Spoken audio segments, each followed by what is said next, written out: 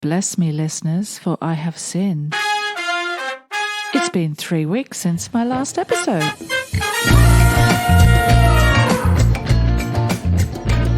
G'day and welcome to the Eloquent in the Room podcast. I'm Rose Cooper and I am very excited today to share with you the interview that I did this morning with Dr Laurie Mintz, psychologist, sex therapist, lecturer, professor, and author, and probably a few other wonderful things that I haven't listed. It was a delight talking to her.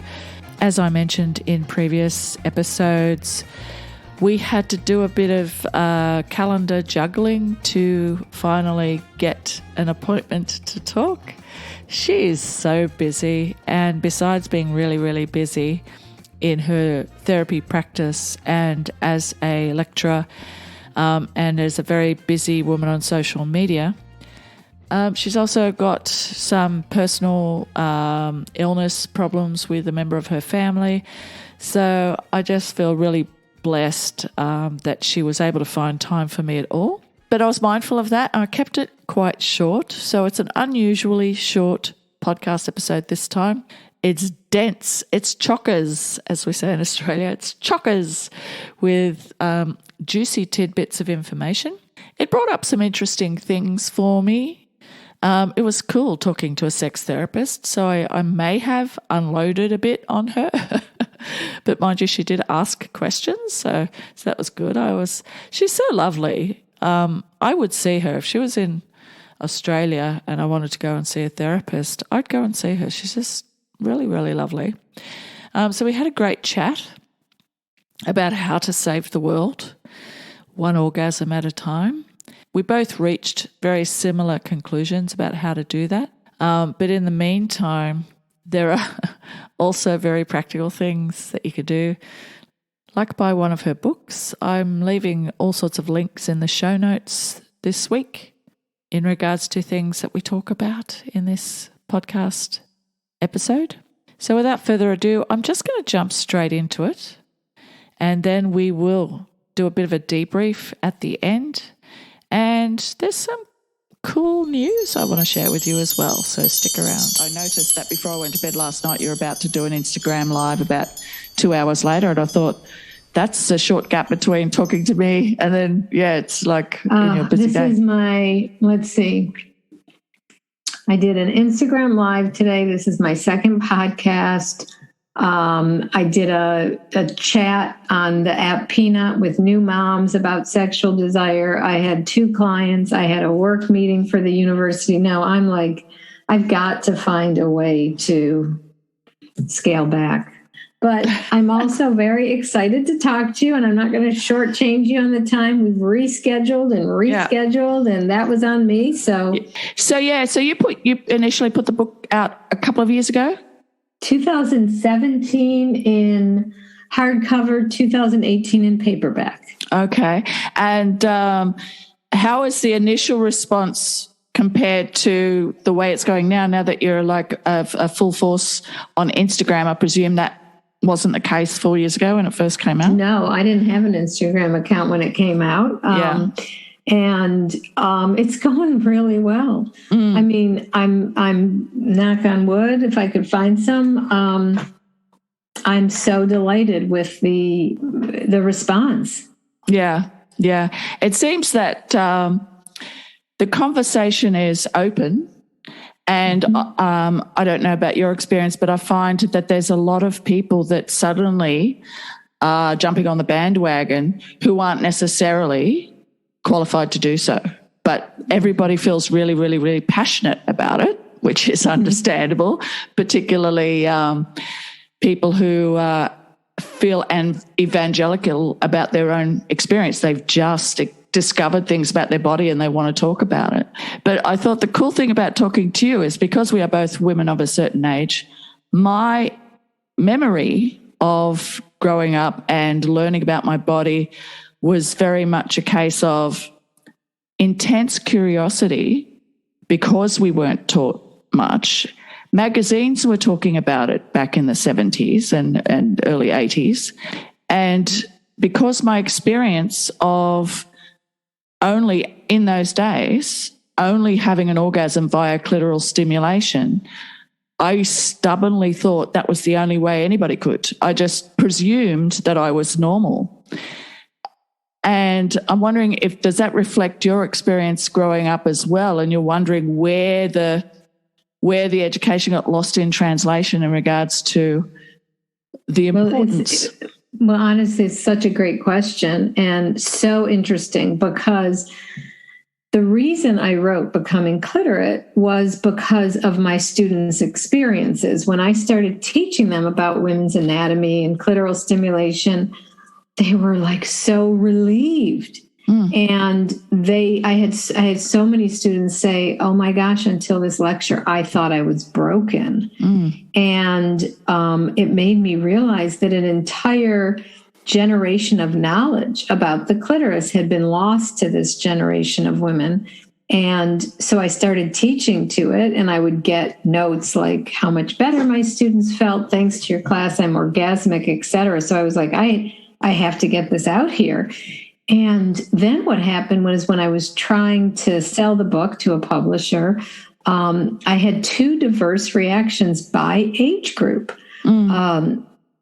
People my age, our age, were like, "What are you doing? Don't we all know this? Haven't we known this since our bodies ourselves? Like, nobody needs this book." And young women, on the other hand, called my book radical, life-changing. So I believe what's happened, and I wrote a blog where I called this generation of women the most misinformed generation ever. Wow. And I said, and they agreed, it went viral, because back in my day, we didn't have sex ed. So we talked to each other, we read magazines. In the 60s, of course, there was like a feminist awareness of the clitoris. But this generation of women, they don't have sex ed, but what they have instead are false images from porn and media, and nothing to correct them. So we didn't have information, but we also weren't fighting against misinformation and images that were just so false. Or when you did see them, I know the first time I saw porn in my late teens, early 20s, or however long, and I was just thinking, do people actually enjoy watching this? It was lots of close-ups. It was like watching open heart surgery for the most part, and it looked fake. And people were sort of touching the clitoris like they were trying to remove paint from something. Like it was just and spreading the vulva open and doing all this stuff. And I'm thinking, I'm like wincing, thinking, what are you doing? It's delicately, it was all kind of. So I don't know if it's just a stubborn idea that you have about something based like your own cognitive bias. When I started the podcast, I did a series about orgasm, but I didn't talk about the clitoris. I knew I'd get around to talk about the clitoris, but I wanted to talk about why was female orgasm discredited at all by science? Why was it not given any validation in regards to reproduction? And, so I'm like, well, because oxytocin, we have oxytocin via orgasm, and that is the bonding hormone, and that's what makes us get together and reproduce in the first place. Knowing why we have orgasm, I feel, is as important as knowing how. Yes.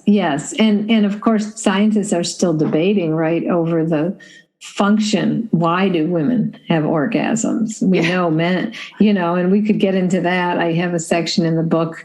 It's so funny, there's like a sidebar in the book that's like half a page long, but I can tell you it took me about a month to research and write that sidebar, because, it's like, now it's a half a paragraph, but it summarizes like years of research on why do women orgasm.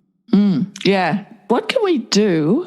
Do you feel like there feels like something major has to happen to change the narrative? Because I feel like on one hand, we're talking about clitoris a lot, and on the other hand, we're talking about sex positivity. And all of this information is here, but the statistics don't change. That's where I feel lost and where I went off on my research journey. I'm like, we seem to be going backwards, downhill. The statistics aren't changing. What are our expectations and why? And how can we change our expectations around communication and entitlement and empowerment and, teaching girls that don't have sex, just don't, unless you feel entitled to pleasure. Why are you having sex at all? Yeah. Right. I mean, we know, like, for example, and I'll get to your question in a minute because it's a beautiful and thoughtful one. We know from research that hookups is where the biggest orgasm gap is. It's massive. But we also know that good sex minimizes hookup regret. So I always say to my students, if you're going to hook up, which, I mean, I'm not judging it, but what I am saying is make sure it's good, not just for him. We need to teach girls that sex is not something that's done to them. It is something they enjoy and can enjoy. And you asked a beautiful question. How do we teach that? Because you're right. There's, and I exist and you probably exist in the same bubble where you think things are changing because, I follow sex positive social media accounts. I talk to other sex therapists, but then you look at the studies and things aren't changing and some things are getting worse. I think the key, it comes down to sex education. I just cannot emphasize that enough. I don't know how we're going to get that here in the U.S. because we have such puritanical roots, but the Netherlands is a fabulous example, right? Yeah. They start sex ed early. Like in elementary school, they label your body parts. Matter of fact, this is your nose, this is your elbow, that's your vulva. Yeah. On your vulva is your clitoris. Yeah. Like it's just a body part, and this is your penis. And it gets progressively more intense, obviously, through high school, where they talk about communication, consent, orgasm, pleasure, pregnancy prevention, STI prevention. And guess what? There was an international study of the orgasm gap across cultures, and the Netherlands was the lowest, as was their incidence of sexual coercion and assault. Why? Because they're teaching it like it deserves to be taught as lifelong learning. Start now. Yeah, I feel too, and again, it's cognitive bias based on personal experience, that I've had casual sex and I've had long-term sex. And when I broke up with my first husband and I was out having casual sex, I was more inclined to want to sleep with people who I knew had been in a long-term relationship. I just presumed that they'd have a better idea of what good sex might be. And I don't just mean even anatomical, I just mean connection and just taking time and just not, just knowledge of how cool sex is, rather than this functional thing of just, jackrabbiting away at intercourse or whatever. And I feel like is part of the problem, or not problems, again, another word. We cover education, but we're more inclined to have more experiences these days before getting into relationships. And I'm not in any way prescribing this in a moral way, saying that you need to be in love before you have sex. But it seems that we slowed down and had a lot of foreplay, go to like parking lots and stuff and make out, and not everybody was having sex straight away. But we were building up to it more and having better sex. And then you get older and you have better sex because you're used to having better sex. So do you feel that the hookup culture that we have, which is driven mainly by young men wanting more hookups than relationships, and women want hookups and relationships, but we're learning less. We're having more sex, having loads more sex, but learning less about it because nobody's building up trust and stuff to open up to what can be really scary if you've never had an orgasm before. That first one can take you by surprise and kind of scare the pants off you, literally. So. I think it's such a complicated question, and it's so I talk most of the, well, not most, but a vast majority of the people I talk to are young women, because I teach young women, and I see a lot of my clients are young women, and it's a very, very hard time to be a young woman, because they're under. The ones I talk to are under so much pressure to have casual sex, but not too soon because you don't want to be called a slut. And they're under the same kind of pressure. Don't wait too long because you don't want to be called a prude. Yeah. And the sex they are having isn't that great. And it's, it's better in relationships, but still it is very, dominated by male pleasure. The whole... It revolves around male pleasure. The literature will tell you this. And my students, they give oral sex more than they get it. The whole thing revolves around penetration.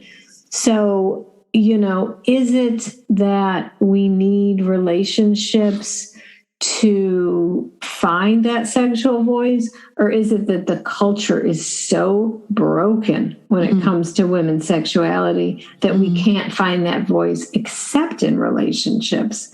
So I think it's a really complicated, really nuanced topic. And what I simply encourage my clients and my students to do is figure out what works for you. And I do have some who love hookup sex. And I say to them, if that's the case, then make sure it's good. And I have successful stories of women hooking up and orgasming. On the other hand, I also have many students who say after giving it some deep thought, no, not for me. I'm not going to be part of hookup culture. I made a kind of a joke on Instagram, and it was well received. I didn't think it would be. It was like, why don't we have a hookup strike? Like, until our pleasure is considered equally important, let's start a strike, I mean, obviously we can't really do that, but... Can't we, though? So I think there's a lot of pieces. And I, honestly, I've been with the same partner for 39 years, and we have fabulous sex. And part of it is the comfort, knowing each other, of course. Part of it, and there was a great book, I'm babbling a little, but that came out by Betty. Oh, I am tired today. Peggy Kleinplatz. I don't know if you've read it. It's called Magnificent Sex. And it's a study of people who have magnificent sex. And the average age of the first instance of magnificent sex that they report is, guess what age? 55. I should have let you guess.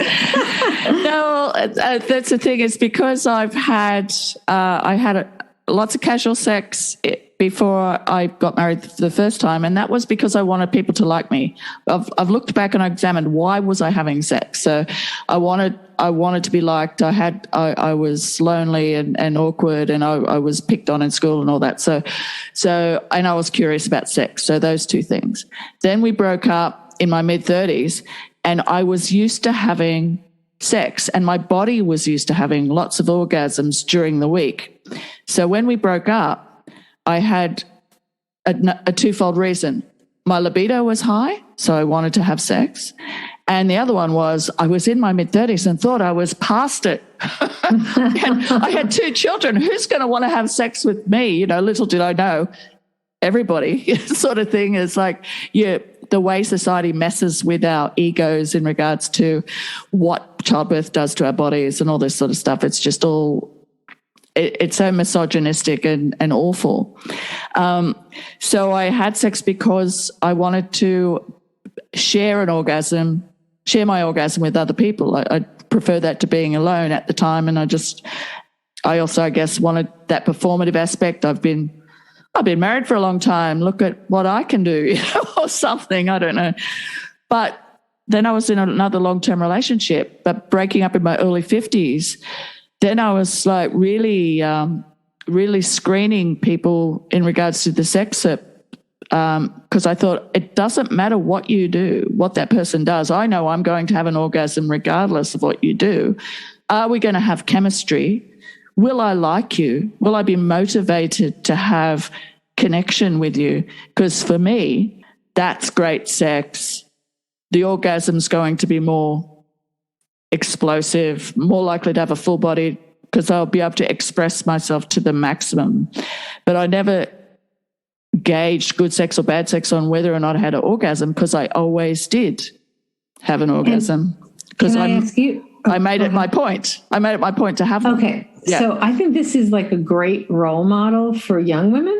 So, I mean, I know you're interviewing me, but can I ask you a question that would be very interesting to me as the author of Becoming Cliterate and as someone who really works with young women on feeling entitled to orgasm? Because what I'm hearing is that you feel empowered and entitled, and equally, your orgasm's important. You're going to have it.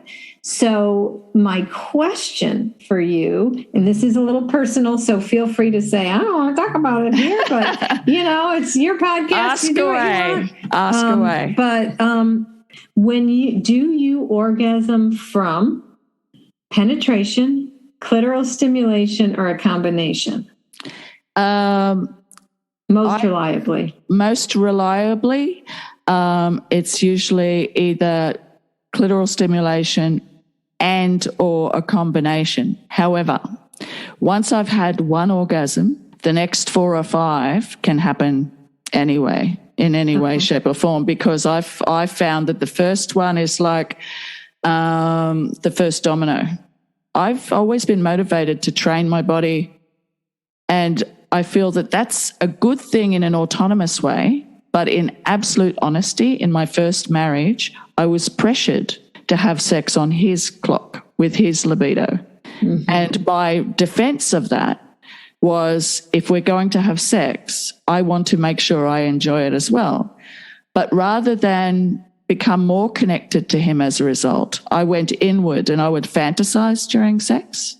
Mm-hmm, mm-hmm. I also learned that if I was to contract my pelvic floor muscles, that I could bring orgasm quicker doing that. Mm-hmm. So I trained myself, and I look back, it was all a self-defense, or I was very dissociative about it. I just knew that we were having sex because he wanted to have sex a lot. I also enjoyed sex, but I was less motivated to do it 3 or 4 times a week. Having said that, he was always about my pleasure too. So I think the pressure to have an orgasm before he would penetrate me, he would make sure that I had a bunch of orgasms via clitoral stimulation anyway. It was an ego boost for him to make sure I had a bunch of orgasms, and then we'd finish with intercourse. Okay, so that's really, really beautiful, and I'm so glad you're sharing all that, because I think what the young women I work with struggle with is getting that clitoral stimulation that they need to orgasm.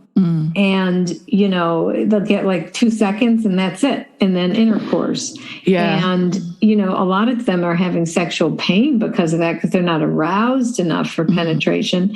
And they say, oh, it would be pushy to say that I need clitoral stimulation. And I'm like, but the men don't think it's pushy to ask for the intercourse. Like, it's not pushy. And I feel like what you just said can be such a great role model for young women. Like, it's like, most of us, 96% about need clitoral stimulation for orgasm alone or coupled with penetration. And you're one of those people, right, that once you reach that arc, it's easier from any method. Yeah. But that's so many kissing and whatever comes next. But I feel like it's because my body is, after years and years and years and years of, like 32 years of my life, of 2 marriages, 16 years apiece, my orgasm was prioritized. So I kind of call it wife privilege. It's kind of like that's the way it worked out. So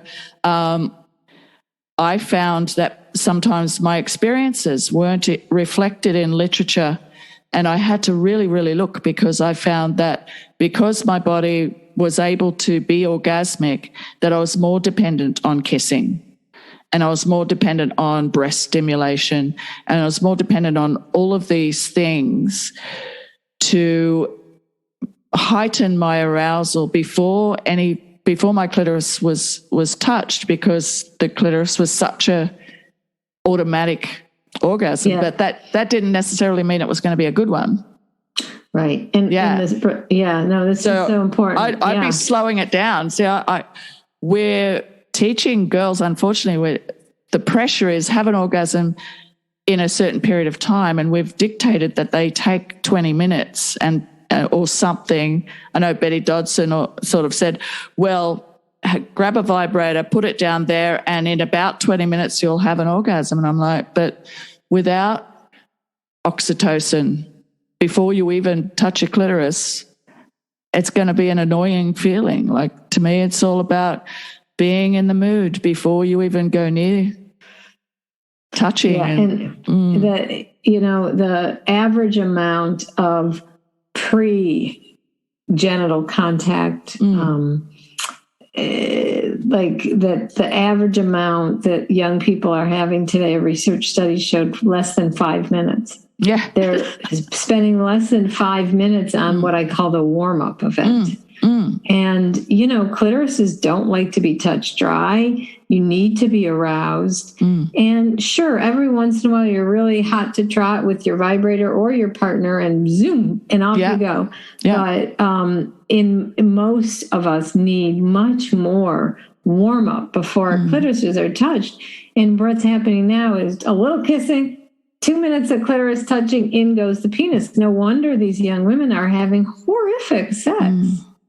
You've just made me realize something, actually, particularly about the age thing.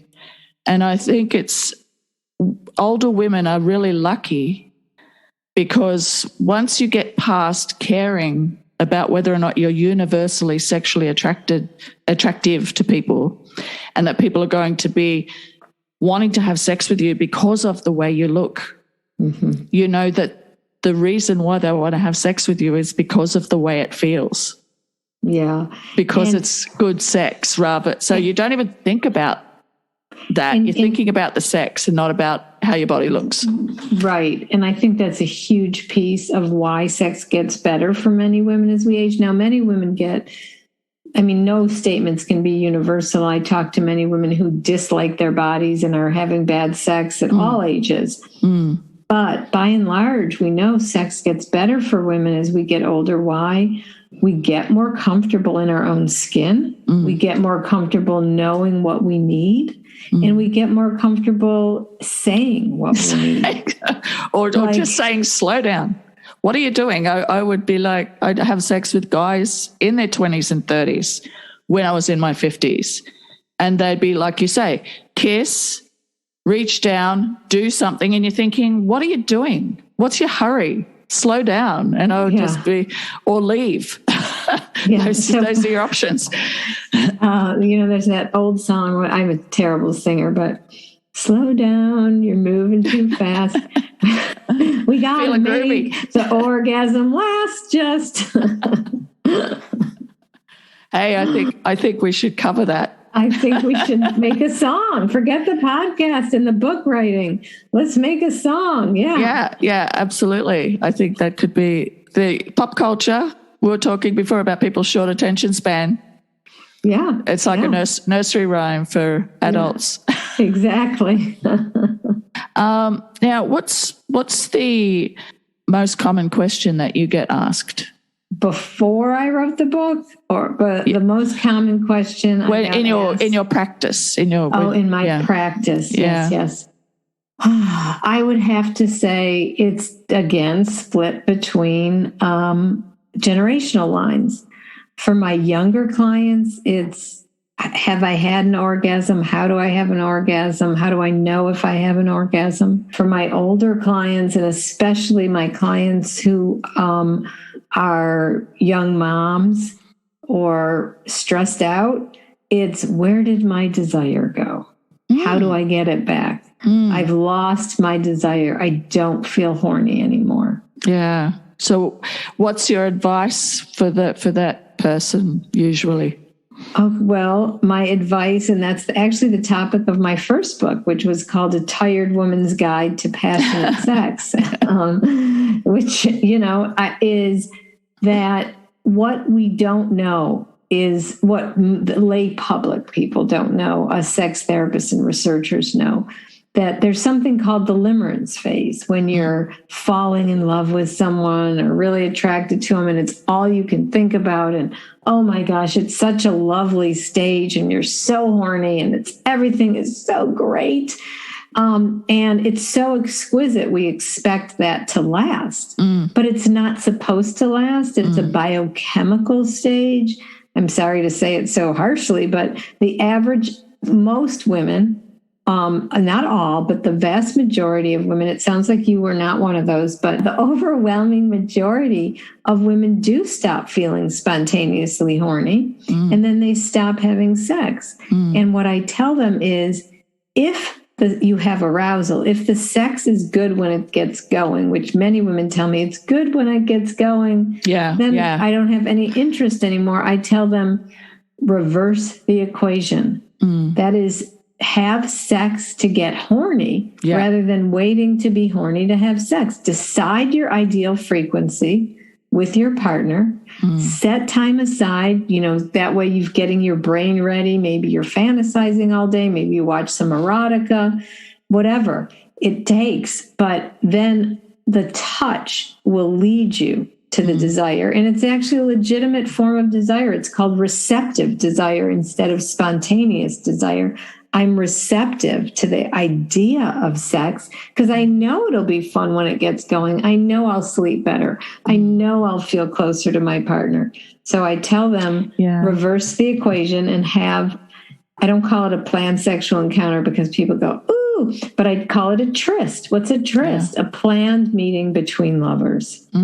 Yeah. I remember, as you know, when you have kids and you are tired and you think, oh, I couldn't be bothered. But afterwards, after you have sex and orgasms afterwards, you always go, oh my God, I needed that. Right. I feel so much better. Yes. Yeah. And I find because I've been celibate for like a year and a half and for the foreseeable future, I'm not really thinking about relationships and or hookups. I'm just sort of over it all, that I have to put a conscious effort into reminding myself to prioritize masturbation and also just change my mindset around what that is and why I'm doing it and thinking about loving myself rather than just getting off and realizing that my oxytocin levels are really, really low because my children are older. I'm not cuddling anybody at the moment. So you got to cuddle yourself. And yes. I love that. Make a date with yourself. Yeah, precisely. Yeah. So have a tryst with yourself. Lay down and enjoy the time. Your favorite lover can be you. Yeah. It's funny when things are good and your libido is high, as you said, like for me, I have to be crushing on someone for my libido to be thinking about that person specifically in order to feel horny. You forget that when it's easy, that to a certain degree, it's also orchestrated and you can orchestrate it. But you just have to put your mind to orchestrating it. So if I remember back in the day when I was a young girl first falling in love and think about it, really, really think about it, I realized that I was lost and I didn't know and everything was new. And I feel so much sympathy and empathy for young girls still feeling so vulnerable and open. And they're thinking in terms of what lingerie I should wear or whether or not I should get a boob job or all of the things and less to do with just how nice it is to have fun with someone that you like and have this rush of energy that's about discovering sexuality organically rather than, oh, well, I'm supposed to be having sex and not knowing anything about it. It's tragic, isn't it? It's very difficult. And I have a lot of empathy too, which is why I love working with young people and trying to empower them. I tell them most people don't have great sex till they get older, but you don't have to wait. I can give you all the tools you need now. Yeah. So how do you self-care around this? Because I imagine you're, like me, feel sad, like really sad, talking to people and have listened to the words come out of their mouth that are low self-esteem and self-defeating and disempowered. It's not like I don't feel sad when I hear stories or even tear up with my clients at times, but I also have seen positive changes. So many people that I work with make so many positive life affirming changes that I just find it rewarding. And I have a lot of faith in the process of therapy and in sex education that if we get through these hard times, we'll get to a better place. But I always, I do take care of myself. That's like very important to me. I sleep 8 to 9 hours a night. I go to bed at 9 o'clock. I'm like an hour away from my bedtime.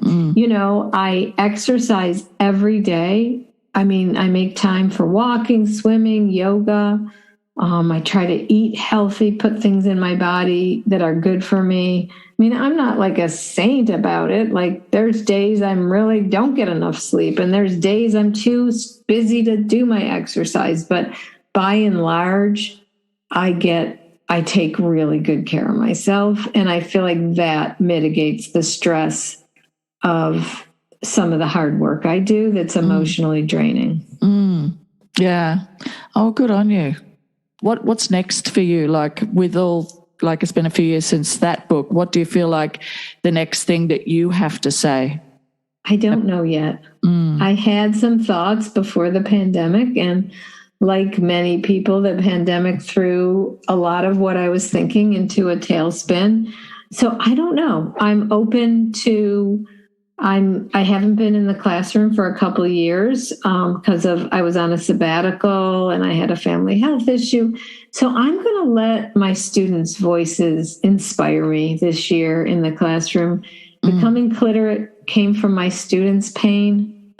A Tired Woman's Guide to Passionate Sex came from my own and my, friends and clients' pain. I'm going to see I'm just going to listen with an open mind and an open heart. And I'm going to see what is it out there that I feel that women need to hear. And I don't know what that is yet. Yeah. It feels like that's been the tone of the interview. We kind of know how to get there, but how to get the message out in a way that doesn't shame anyone, doesn't pressure anyone, doesn't have any kind of moral ground, just like encourage people to be curious and authentic about who they are and what exactly. Do things for the reasons that they want to do. Absolutely. Before you go, sorry, I'll just realize there's one more question. Like I am of the opinion that men don't have to teach us how to give them an orgasm. And I feel like the blame is being disproportionately sort of dished out to men not knowing about women's bodies. I'm not sure how much women know about men's bodies, but I feel like there's still the idea that absolutely we need to get the information out there that our bodies work a certain way, but take that initiative to teach people that we're with rather than expect them to know and then get angry and sort of say, I had bad sex with this guy because he didn't know where my clitoris was. And you think, well, why are we expecting men to know these things? Well, I think that I hear a lot of this blaming too. Women aren't telling me, men aren't learning. I blame culture. If we had better sex ed, there'd be no one to blame. But I think the onus, I think part of why we don't need to teach, men don't teach us, but we know, is because we're giving them orgasms, giving in quotes, through intercourse. And why are we doing that? Because our whole heterosexual cultural script revolves around that. Yeah. Our heterosexual cultural script revolves around the act that gives men orgasms, not which gives women orgasms. So I think, we need to change the culture and make clitoral stimulation as much sex as intercourse. I mean, think about the words we use, sex and intercourse, as if they're one and the same. Yeah. So I don't blame either women or men. And how about if we take a 50-50? Let's have some men. If you're gonna be with women, educate yourself. And women, if you're gonna be with men, learn how to tell them what you need and feel empowered to do so. Yeah. And Hollywood, if you're going to make a movie about two people having sex, how about you do everything except the intercourse, and we'll take the intercourse as implied, that after you're cutting, that he's about to enter her, but let's do more of the foreplay on screen instead. You're singing my song. Yes, absolutely. There's even a social media handle. There's a group on a couple of young women on Instagram that started this handle called the Clit Test. And they talk about movies that either pass or fail the Clit Test because do they show accurate portrayals of female pleasure? And we need more of those. I'm going to look that up. The Clit Test. They're wonderful. Yeah. Awesome. I'll drop that into the show notes so that people can look it up. So with your book, people can still get it online. Have you done an audio book? Yes, it is. Becoming Cliterate is available now in hardcover, paperback, which has some revisions from the hardcover, some improvements, Kindle and audiobook and audio CD, all available where books are sold. All right. Well, absolutely delightful talking to you. You too. Thank you for having me on. Thank you. I really appreciate it. Keep doing wonderful work, and I'll no doubt see you on Instagram.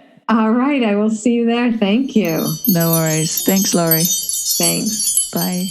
Bye. You know, one thing I'm noticing lately in my interviews is how much more I'm opening up about my own personal life and experiences. And I think the main reason for that is I'm just trying to constantly get across that becoming orgasmic might come perfectly naturally to you. But more often than not, it is a learned skill. Also, much of what our bodies learn to do is accumulative over time. The more orgasms you have, the more orgasmic you become, and the more an orgasm can evolve and change in character and in size. As Laurie was saying, there's a phenomenon of women getting past a certain age and having more explosive full-body orgasms. And it seems to be down to just shedding a lot of the self-consciousness. That could be it. Could be many things. Could be just by virtue of hormones, or whether or not you've had children, or whether or not you're in a long-term relationship or a brand new relationship after a long-term relationship. There's so many different factors that influence why one day you're having an orgasm this way and then the next day you're having a completely different kind of orgasm and it's coming from a different source or whatever. But I think generally you can surmise a few things about what makes a woman more orgasmic, and the overarching thing I think I want to continually reinforce with my listeners is that it's a skill. It's something you learn to recognize in your body and allow, and it's something your body learns to do and remembers to do. Anybody who has ever tried an exercise routine, whether it's learning to jog, and you know that, the first kilometre is always the hardest. And you train yourself to go a little bit further each time. And then you become quite good. And next thing you know, you're going for effortless 5-kilometre jogs. And then for whatever reason, you might get sick and have to have a week off. And then you go back out for your first jog after taking a week off. And you're more aware, after having a break, you're more aware of how your muscle memory is working, how it is responding to the exercise. You can feel your thighs flexing. You can feel them fill with, your muscles sort of fill with blood quickly and stuff. The machine of your body working because you have been in training these 6 months beforehand. Your body knows what it's doing. Look, I'm no doctor, all right?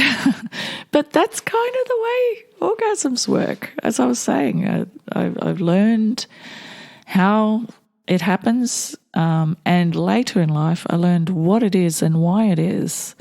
And I've sort of done a lot of research in how the neural pathways work in relation to orgasm, and that does open you up even more. And learning about the clitoris is very important, absolutely, but you've also got to learn that the nipples are also very sensitive and responsive, and your cervical area is also sensitive and responsive. And so are the nerve endings around your anus. I'm not exactly a big fan of anal sex personally myself. It is not for me. And I reject the notion that there's anything wrong with me for rejecting anal sex. It's my own personal decision, and I have very good reasons for it. It's optional. It's absolutely optional. People can become very prescriptive about what the right kind of orgasm is and the best kind of orgasm is, and what sex positivity is. And it's usually around about the time they make discoveries about themselves incrementally over their lives and think, wow, I thought I used to know stuff, but now I know more stuff. So you could do a lot worse than to listen to women who are over 40, over 50 when they tell you about their experiences, with a view to say to you, what we figured out was these things are a skill, these things are learned, and there's no reason why you can't learn them while you're younger. And the first thing you have to do to learn to be more orgasmic and more responsive is to shed any self-esteem problems, any body issues that you have, any feeling that your orgasm is in any way, any kind of inconvenience to anyone else. That's all patriarchal bullshit. That's all cultural bullshit. Look, if I could whisper into the ears of 14-year-old girls the world over simultaneously, I'd probably say something like this. Don't be in a hurry to grow up. Don't be in a hurry to get into a long-term relationship. Don't compare yourself with other people, either favorably or unfavorably. Try and learn to recognize how much of what you think about things is actually influenced by the opinion of other people and don't really align with your own personal values. Don't place your self-worth in your appearance or other people's worth in their appearance. Treat your body like the absolute miracle of nature that it is, regardless of what shape it is in. Start your feminist research now. Learn everything you can about the patriarchy, about misogyny, through the ages up till now. You've got to know the history of things so that you can make a really informed idea about how much of history that is stupid is influencing what you think now. Nip that internalized misogyny in the bud. I tell you what, friends, I did not start to address my own personal internalized misogyny until I started to love myself, and that really didn't start happening until I was in my late 20s, and it was a very slow process that took decades. It started in my late 20s, but I would have relapses from time to time when I sunk as low as you can sink in regards to valuing myself. And even now, daily, I still can be amazed by the remnants of internalized misogyny that I still carry with me, even though I feel like I've gotten rid of most of them. There's still stuff there. And a big part of exorcising those demons is manifested in doing this podcast and in doing all the posts that I do on social media and the little videos that I've been doing lately, shouting from the rooftops how much I love myself and how beautiful I am without makeup, or how I don't give a shit if anyone thinks I'm beautiful or not, or all that stuff. I'm sort of really the anti-ageism, love yourself fucking poster girl right now. I'm doing my best to have fun with not taking myself seriously, hoping that people will laugh but recognize the truth in what I'm doing and maybe thinking, well, if that old bitch can do it, I can feel better about myself too. Part of me shedding this stuff is happening in real time while I'm doing this. I didn't fall out of the womb feeling good about myself. It's a torturous process. And it hurts my heart so much to see how little women value themselves just for the wonderful, amazing beings they are, and how they shortchange themselves in relationships and in the sexual experiences that they have with other people, how they just come away from it shortchanged, thinking of whether or not the other person thought they were good in bed without caring whether or not they had a good time with that person. There's a lot of cognitive dissonance around it. And that's the kind of stuff I'm really keen to explore as I keep going with the podcast. The evolution of the subject matter has been a meandering one. Started off with orgasm. We're revisiting it in this episode, and also I want to remind you that I did start the podcast with 4 episodes about orgasm. And I think it's wonderful that people like Laurie have written books that she's written, and that there are other great books out there. And every time I find more good reading material or more good websites that you should follow, I'm going to be the one to point to them. I'm going to continually promote Sexplanations on YouTube as the best sex educator I've found so far, the most thorough and just all-inclusive sex educator. So, yeah, I just want to do my bit. Speaking of doing my bit, trying to cram a lot in over the last few weeks while I've been in a bit of a hiatus. And I said a few podcasts back too that I was going to relax about the podcast. I wasn't going to worry too much about putting it out like clockwork every 2 weeks. I was just going to let it happen organically. And in the last few weeks, interesting thing is prospective guests have come out of the woodwork. I've either introduced myself to people and asked them to appear on the podcast, and they've said yes. And people have introduced themselves to me in my DMs and on comments on Instagram. And next minute, they have asked to be on the podcast. So I've got about 4 or 5 interviews lined up for August and September. I have to get my shit together. I have to get really organised. I have to really get this admin part of being a creative down. And part of that has been working really hard over the last couple of weeks too on getting a Patreon together. I made a video, and just that alone was a process of coming up with an idea and then editing it and then getting brave enough to put it up there and then putting an intro and all this stuff. I get a bit of brain fog. I get a bit of anxiety around the tech stuff and the marketing stuff, the creating stuff as well. Doesn't cause me as much anxiety because I do believe in myself as a creator. But then telling the world to listen to me and watch me, and now asking people to support me on Patreon, that's a lot of anxiety.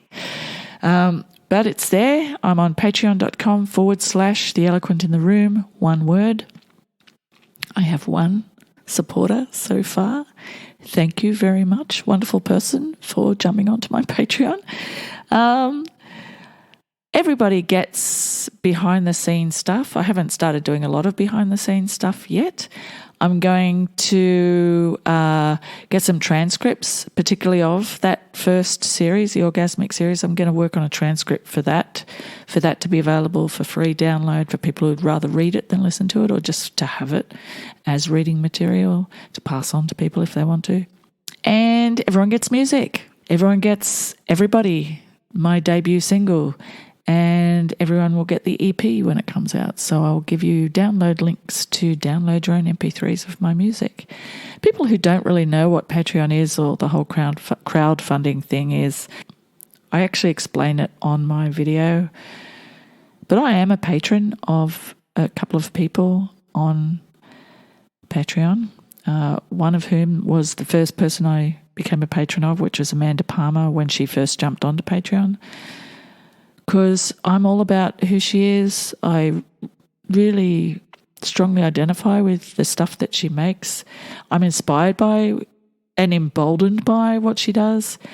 And being behind the scenes in her life is a masterclass in self-belief and creativity and feminism and being brave enough to learn from your mistakes and believing that it's okay to be a multidisciplinary artist. I've scored so much cool shit from being her patron, and it costs me bugger all. The price of a cup of coffee once a month. I don't think you can overestimate how much connection matters to people. And as we become more distanced and alienated in a world of technology, we can also find connection in it.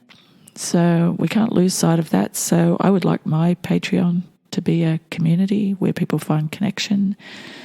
And if people want to be my cheerleader, that would be great. And in turn, I'm going to do my best to be your cheerleader. And that is what is behind my art. Cheerleading other women and other people to try and be better people, to love yourself more, to embody feminist ideals and anti-bigotry ideals. I'm a work in process. I haven't got it all figured out. I definitely haven't got it all figured out. But I got some shit figured out. I'm doing all right. So yeah, if you want to support me on Patreon, whether it's a one-off support or an ongoing support, it would be most appreciated. I'm going to keep doing it anyway, producing what I'm producing. So I'm going to leave it there. A little teaser for upcoming podcasts. Pretty much the next 2 or 3 throughout August and September is going to be more about sex, generally speaking. And it's just the way it's worked out. Laurie has kicked it off, but I've got some really interesting people coming up. Spoiler alert, Phoebe Doran is coming back. She wanted to talk about something very specific with me, and she wanted to open up and exchange intimate information with each other about stuff. So that's coming up, recording that in a few weeks. I'm looking forward to that. And yeah, it's not just about me being a journalist and this is my research and me being an older person and this is what I've learned being an older person, but it's also me being vulnerable and saying, look, I haven't got it all figured out either. I'm learning on the fly. I think that's a big part of what I get about being an Amanda Palmer patron is she is so human and so flawed and so flawless in her flawedness. And I'm nothing like her, but I'm everything like her. And it's because of her that I make music and that I'm brave enough to be a podcaster and brave enough to start a Patreon. Another way to be supportive is tell people about me, share the podcast. Even if you don't listen to this podcast on Apple, but you have an iPhone, you can still go into Apple Podcasts and find The Eloquent in the Room and give me a 5-star rating, and a review would be a bonus. But the world does revolve around Apple, even though there are lots and lots and lots of podcasts out there and podcast apps out there. It's that Apple algorithm that gets you onto those charts, and getting onto those charts is what gets you noticed and what grows your audience. And while my Instagram audience is growing and that feedback is growing, the podcast, not so much. I'm not getting much feedback. The feedback I do get is effusive. It's absolutely effusive. People saying how life-changing some of them have been, and that's wonderful. So that's why I am taking the feedback of a few to embolden myself to ask more of you to please, share, like, review, rate, to give other people a chance to listen to the podcast, because people are finding it valuable. You don't have to be really popular to justify doing what you do, but doing what you do becomes pointless unless people know about it. So I would really appreciate it if you all would help me let more people know about it. Follow me on Instagram, Facebook, Twitter, whatever your particular social media is of choice. And yeah, that's my lengthy plug. I'm going to have to distill that into a much shorter one for my sign-offs. It's going to take some practice. I love you all so much. Please give yourselves a big hug wherever you are in the world, and know that I love you, and thank you for listening. Talk to you soon.